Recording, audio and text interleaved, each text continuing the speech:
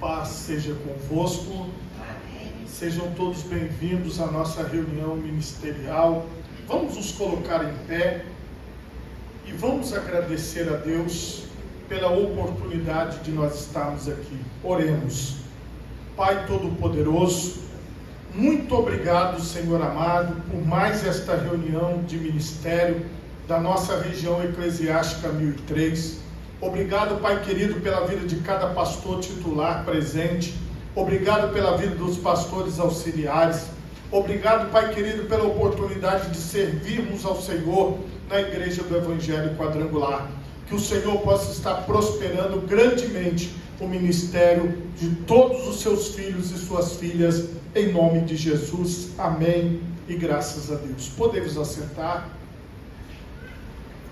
Como vocês sabem, durante este ano, nós estamos trabalhando com o livro Lealdade e Deslealdade, e nós trazemos aqui, sempre saltando, eu escolho às vezes o capítulo que a gente vai trazer, e todos receberam um livro, lembrando sempre que a gente só tem aqui algumas frases do livro, não dá para colocar tudo, porque senão ficaria muito longo, e não é uma questão doutrinária, não é uma doutrina, são reflexões, ideias que nós podemos absorver aquilo que melhor se encaixar, como a própria palavra de Deus diz, analisar de tudo e retende aquilo que for bom. Hoje eu estou aqui, escolhi o capítulo 9, por que Judas traiu Cristo? Ele vai fazer aqui muitas conjecturas. O autor é o pastor Dag Heward Mills, então tudo que está escrito ali são palavras dele, que eu tirei do livro. Lealdade e deslealdade. Por que Judas traiu Cristo? É uma reflexão bastante interessante. Judas, o confiável ministro da fazenda, veja que ele dá uma ênfase, falando assim, olha, ele era responsável pela parte financeira. A maioria das pessoas digna para tesoureiro, o mais confiável. Então, assim, é aquela pessoa de confiança, porque tomava conta da parte financeira. O que poderia ter levado Judas a trair Cristo? Seria isso algo que somente poderia ter ocorrido a Judas, ou seria algo que poderia acontecer conosco? E vocês vejam que ele sempre faz a reflexão na perspectiva da igreja local. Ele não faz essa reflexão na perspectiva do ministério, e sim da igreja local, onde nós trabalhamos, onde nós atuamos. Você terá um Judas. Aqui ele já traz uma frase forte. Sentei com um líder sênior da igreja que falou algo que me chocou, Ele disse: não me importo com o estilo de liderança que você exerce, não me importo com que tipo de princípios de liderança você está usando.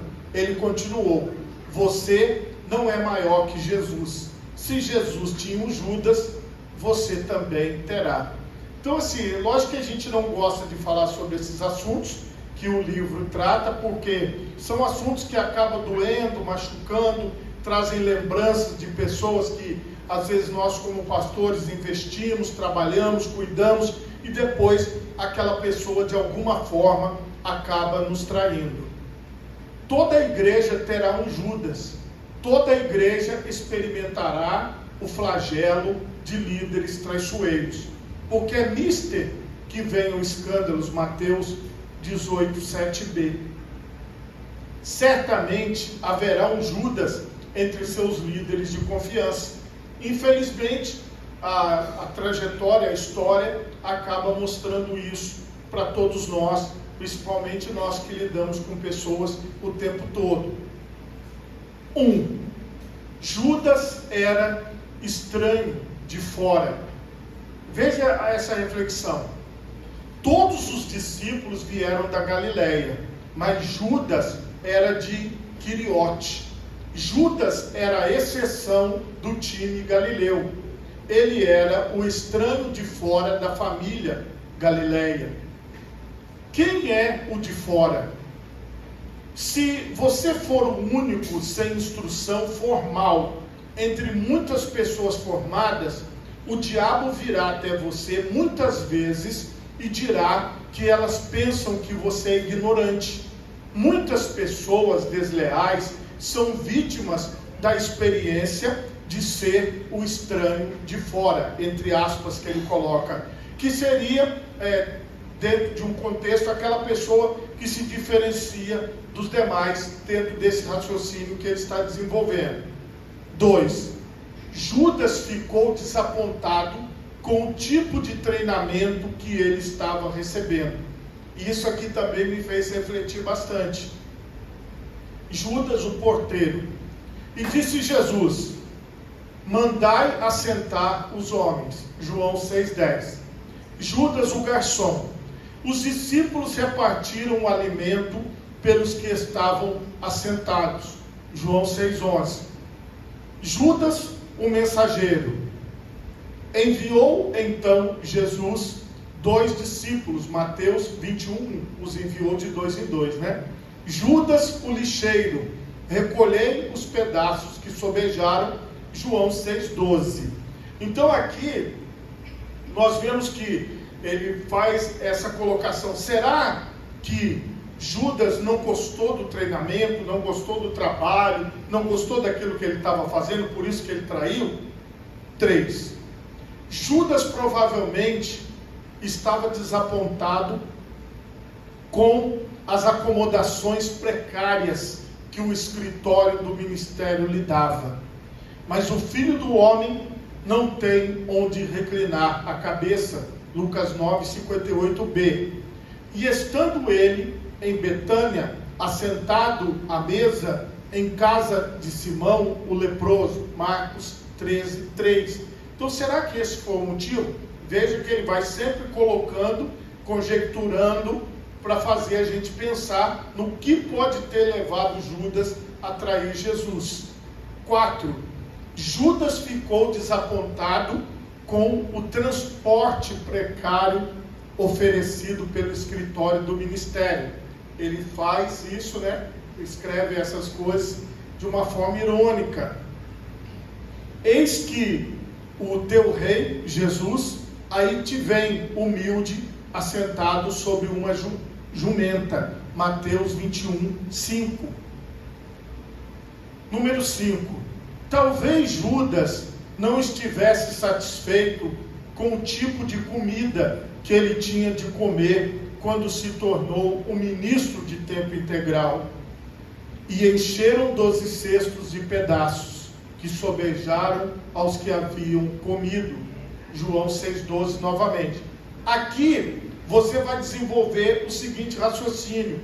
Essas coisas são as coisas do dia a dia. O que nós estamos comendo, o que nós estamos vestindo, onde nós estamos morando, com quem nós estamos falando. Então nós temos esse contexto diário que ele vai fazendo essa comparação com as coisas do dia a dia. 6. Talvez Judas tenha começado a ver Jesus como um cruel miserável que nunca seria generoso com seus empregos. Recolhei os pedaços que sobejaram. De novo, ele vai repetindo João 6,12. Será que foi isso? É uma coisa para a gente pensar. 7. Talvez Judas não gostasse do jeito especial como Jesus era tratado. Por que esse desperdício? Mateus 26,8. Quando a mulher unge Jesus, ele se levanta contra, falando: olha, isso poderia ser vendido, esse perfume, e poderia se ajudar muitas pessoas com esse dinheiro. Será que esse dinheiro está sendo bem empregado? 8. Talvez Judas tenha sentido que a ênfase e direção do ministério haviam mudado. Por que não se deu aos pobres? João 12,5. Por quê? Poxa, esse dinheiro que foi, entre aspas, desperdiçado, poderia ser dado aos pobres. Será que o ministério estava sentindo que as coisas estavam mudando? Pode ser esse motivo ou não. Outra conjectura. 9. Talvez Judas tenha acusado Jesus de mau uso das finanças da igreja. Ele, Judas, era ladrão. João 12,6. Será que ele achava que o dinheiro não estava sendo bem gasto? Poderia ser mais um contexto que é aquilo que a gente acaba ouvindo nos dias atuais. 10. Talvez Judas quisesse ficar rico rapidamente. E Judas foi ter com os principais dos sacerdotes para lhe o entregar. Eles, ouvindo, alegraram-se e prometeram dar-lhe dinheiro. Marcos 14, 10 e 11. Aqui está uma grande probabilidade.